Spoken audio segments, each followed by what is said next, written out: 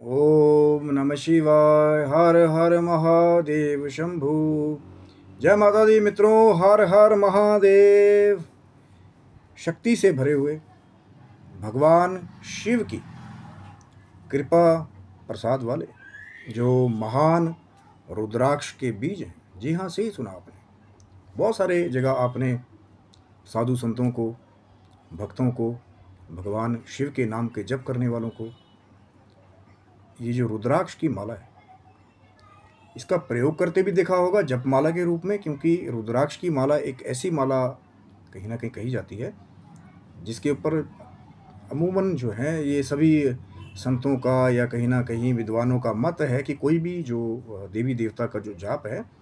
जैसे माँ चंडिका का जाप है, भगवान शिव का जाप है, वो आप रुद्राक्ष की माला पे कर सकते हैं। या कहीं ना कहीं एक जैसे हम कहते हैं आभूषणों के रूप में भगवान शिव के अनन्य भक्त जो है इन रुद्राक्ष की मालाओं को धारण करते हैं। रुद्राक्ष की उस दिव्य शक्ति को कहीं ना कहीं अपने आभा के साथ जोड़ते हैं, क्योंकि ऐसे ऐसे चमत्कारी रुद्राक्षों का वर्णन है कहीं ना कहीं। जैसे कि हम अगर महाशिव पुराण की बात करते हैं तो कहीं ना कहीं दिव्य 14 रुद्राक्षों की जो मुखी के हिसाब से, मुखी मतलब जो मुख है रुद्राक्ष, कहीं ना कहीं जो रुद्राक्ष को कहीं ना कहीं पहचानने का काम करते हैं, जो उसकी लाइनिंग की जानकारी रखते हैं। आपने कट्स देखे होंगे रुद्राक्ष में कि 5 कट्स हैं या 5 कट है उस रुद्राक्ष में, तो पंचमुखी उस हिसाब से फिर 1 से लेकर 14 तक का वर्णन जो है वो महाशिव पुराण में प्रमाण के रूप में हमें मिलता है। उसके बाद फिर लोग लगे होते हैं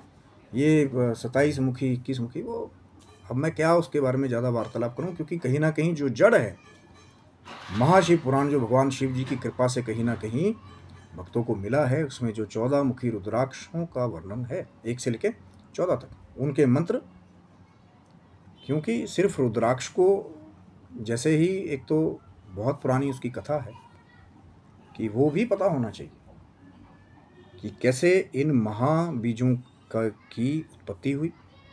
भगवान शिव के द्वारा, और क्या क्या जो मंत्रोच्चार के द्वारा हम वो जो शक्ति को जागृत करते हैं, कहीं ना कहीं कुछ एक भगवान शिव की कृपा के द्वारा जो कुछ पॉइंट्स हैं महत्वपूर्ण, उनके ऊपर आज हम लोग चर्चा करेंगे। शिव शक्तम चैनल पे आप लोग का हार्दिक स्वागत है, और चैनल पे यदि नए हैं तो विनम्रता से निवेदन करूंगा कि चैनल को सब्सक्राइब करें, ताकि भगवान शिव की माँ जगदम्बा की कृपा से जो भी वीडियो हमारे द्वारा बनाया जाता है वो आपको बहुत जल्द प्राप्त हो जाए सबसे पहले। और शिव शक्तम चैनल पे और भी बहुत सारी ज्ञानवर्धक वीडियोज़ हैं, कुछ रहस्य की चर्चाएँ हैं, कुछ गुप्त छिपे हुए कुछ राज हैं जिनको उजागर करने की भी कई बार कोशिश करते हैं, कुछ जानकारियां हैं जो हमारे व्यूअर्स के लिए, सब्सक्राइबर्स के लिए या भक्तों के लिए शायद ज़रूरी है जानना, तो उनको भी लाने का हमारा प्रयास होता है। और भगवान शिव की माँ जगदम्बा की कृपा से जो हमारा एक तरह से एक जैसे हमने प्रण करते हैं अपने साथ कि कहीं ना कहीं नित्य प्रति ज्ञान की कोई ना कोई चर्चा चले, क्योंकि कल हो ना हो आज जो हम कर लेंगे वही हमारे पास है। आज जो भगवान शिव की कृपा से ये चर्चा करने का अवसर मिला है, हो सकता है वीडियो आपको दोबारा ना मिले, या हो सकता है दास ही आपको दोबारा ना मिले, इसीलिए वीडियो को अंत तक देखिएगा। ये जो जानकारी है कहीं ना कहीं महाशक्ति के बीजों की, रुद्राक्ष के उन बीजों की, कि कैसे भगवान शिव की कृपा से इनकी उत्पत्ति हुई, पहले उसको जान लीजिए। फिर जो आगे की शक्ति के रहस्य हैं कि जो उसके बाद की जानकारी कहीं ना कहीं कितने मुखी रुद्राक्ष जो है वो कैसा लाभ, कहाँ पे कैसे ज्योतिषीय परामर्श कैसे रुद्राक्षों के लिए जो विभिन्न मंत्र है, कहने की बहुत लंबी चर्चा है। लेकिन आज पहले यही जान लेंगे कि उत्पत्ति कैसे हुई इन महाबीजों की, जो महाशक्तिवान जो कहना कि रुद्राक्ष है। क्योंकि इन्हीं रुद्राक्षों से निरोगिता, बल में वृद्धि, ऐश्वर्य में कई बार वृद्धि,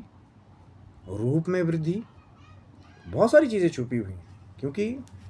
जो कहीं ना कहीं जो हम ज्योतिष विद्या में जो जेमोलॉजी की बात करते हैं, जो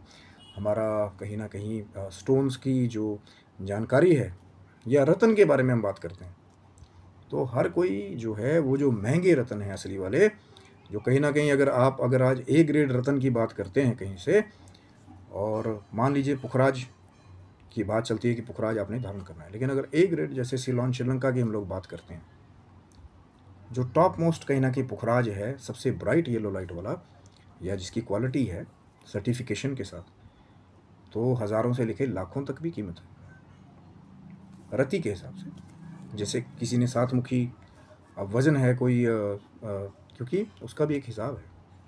कि कितने किलो के जातक को जो आपका वज़न है उस हिसाब से कितना रति जो है वो रतन धारण करना है। लेकिन भगवान शिव ने एक ऐसी कृपा की कि हो सकता है कि वो जो पुखराज ना धारण कर पाए, अगर यदि कुंडली के सही विवेचन के द्वारा उस जातक को पंचमुखी रुद्राक्ष जो है, जो सबसे ज़्यादा हमारे भारत में पाया जाता है, जिसकी डुप्लीकेसी की आवश्यकता ही नहीं पड़ती, अलग अलग मुखी है ना, जैसे मैंने आपसे वार्तालाप की कि 1 से लेकर 14 तक, लेकिन अगर पंचमुखी इसको डाल दिया जाए और उस मंत्र के द्वारा वो जो विधि है कि मुहूर्त में, दिन में, भगवान शिव के कुछ ऐसे खास दिन हैं जब आप वो धारण करें तो फिर अलग ही कृपा मिलती है। और एक मत तो संतों का कि कभी भी पहन लिया जाए। लेकिन मित्रों, होता क्या है कि जो हमारा पंचांग बना है, जब दिव्य घड़ी में, दिव्य मुहूर्त में आप कोई चीज़ करते हैं तो फिर वहाँ पे और ही शुभता में बढ़ोतरी होती है। इसलिए मुहूर्त का ख्याल रखते हैं। और कहीं ना कहीं कुछ एक ऐसी बातें हैं जो आगे रहस्य से भरी हुई। लेकिन आज की चर्चा क्या है, सिर्फ कि उत्पत्ति कैसे। कहते हैं कि एक बार महाशिव पुराण के आधार के सबसे गीता प्रेस गोरखपुर को जरूर पढ़िए, जो आधार सहित है। आधारहीन ग्रंथ कुलदीप का, संदीप का, ये वाले दीप का, वो वाले दीप का पढ़ते रहेंगे तो फिर ऑथेंटिक जो जानकारी है वो नहीं प्राप्त होगी। तभी तो लोग लगे हुए ना, कहीं 27 मुखी रुद्राक्ष के बारे में बता रहे हैं, कहीं 21 के बारे में बता रहे हैं, वो अलग अलग चर्चाएं। तो भगवान शंकर कहते हैं कि एक बार उन्होंने कई सालों तक गहन तपस्या की। भगवान शंकर समाधिष्ठ रहे और कहते हैं कि भगवान शंकर ने अपने मन के जो सभी, जो हम कहते हैं कि विचार हैं, या हम इधर उधर संसार विचरण करते हैं, कभी इसको देख रहे हैं, कभी यहाँ जा रहे हैं, तो उसको एकाग्र करके एक जगह समाधिष्ठ होकर के भगवान शिव ने ध्यान की वो परिकाष्ठा बताई कि ऐसा भी ध्यान जो है वो भगवान शंकर ने किया एक बार। और कहते हैं कि सभी काम, क्रोध, लोभ, मोह, अहंकार को भगवान शंकर ने एक जगह एकाकार कर दिया। अब बहुत सारे आएंगे कि भैया वो तो भगवान है,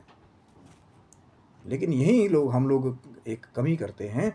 कि वो जो आदर्श स्थापित किया है देवी देवताओं ने,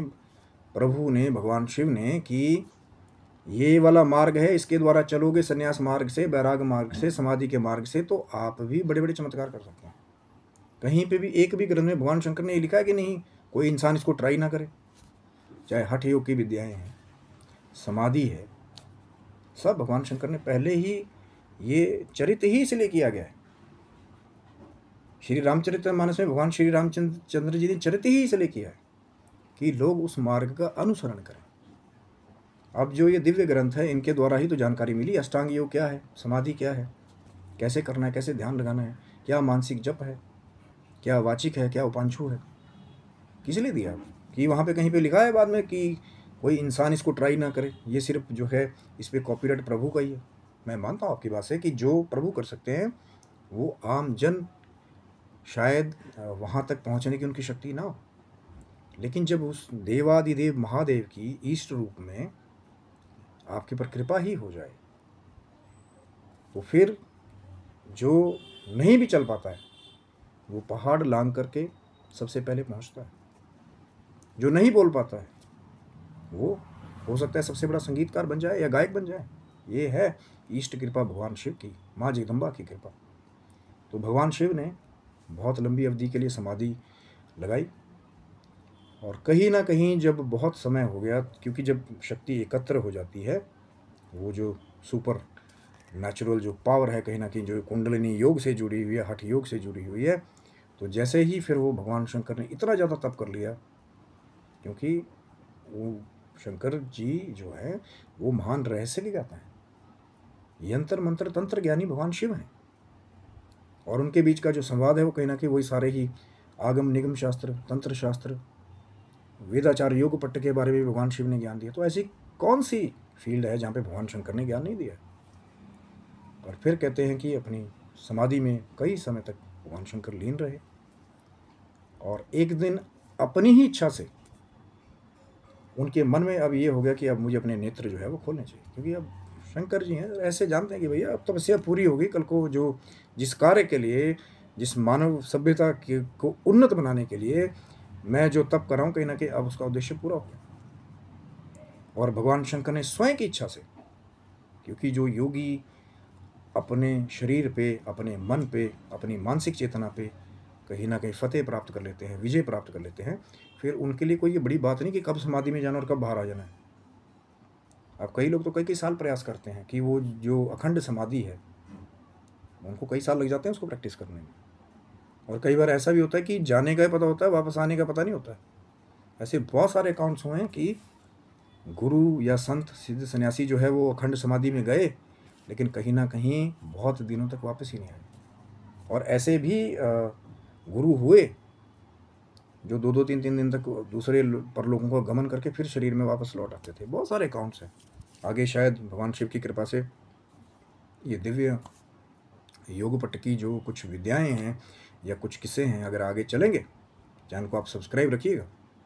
हो सकता है बहुत सारे रहस्यों के साथ आपका भी साक्षात्कार हो।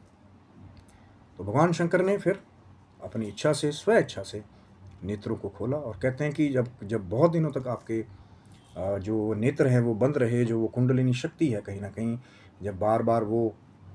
आपके नेत्रों को ट्रिगर करती है या नेत्रों तक जाती है, नेत्रों को शक्ति से भरती है, तो जैसे ही कई वर्षों के बाद, कई सदियों के बाद भगवान शंकर ने अपने नेत्र खोले अखंड समाधि से, तो त्यों ही उनकी आंखों से दिव्य शक्ति से भरी हुई अश्रुओं की धारा जो है वो बहने लगी। और अश्रुओं की धारा जब बही तो कहते हैं कि भगवान शंकर की कृपा से वो जो अश्रु थे उन्होंने एक, जैसे हम कहते हैं कि एक साकार रूप ले लिया। जैसे पृथ्वी पर गिरे या जहाँ भी भगवान शंकर की कृपा प्रसाद से वो गिरे, एक बीज के जैसे वो बन गए, साकार रूप लेके। भगवान शंकर कृपा है, क्योंकि उद्देश्य तो भगवान शंकर का ही था ना कि मानव जाति के लिए जो मैं कार्य कर रहा हूँ, कल को यही रुद्राक्ष के बीज आगे चल करके शक्ति को बढ़ाने का भी काम करेंगे, कुछ ग्रहों के उपाय के लिए भी काम करेंगे। जो हम जाप करते हैं ना रुद्राक्ष की माला पे, चाहे महामृत्युंजय मंत्र का जाप है, कहीं ना कहीं रुद्राक्ष की माला पे अगर महामृत्युंजय जैसे दिव्य मंत्र का जप किया जाए तो अति फलदायी हो जाता है। बहुत सारे शास्त्रकारों का ये मत है शास्त्र के अनुसार कि एक जगह सोने की माला और एक जगह चाहे दूसरे दिव्य पदार्थों की माला हो, मोतियों की माला हो, लेकिन कई गुना फल जो है जब हम जप करते हैं रुद्राक्ष की माला में, क्योंकि ये स्वयं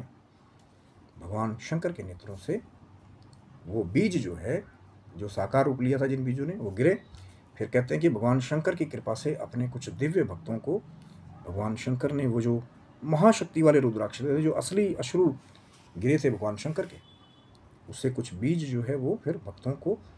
बांटे गए। जैसे फिर वो कुछ भक्त जो है नेपाल के कुछ रीजन में वो वृक्षारोपण जो बीज डाले गए भक्तों के द्वारा, कुछ जो है वो फिर जैसे अयोध्या जी में, काशी विश्वनाथ जी में, और आज तो कई उन्हीं बीजों के द्वारा ट्रैवलिंग करते हुए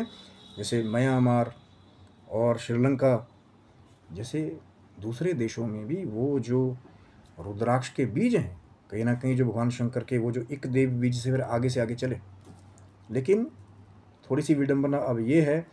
कि लोग भद्राक्ष को भी कई बार कुछ ऐसी और मिलती जुलती प्रजातियां हैं वो रुद्राक्ष कह के ही बेचते हैं।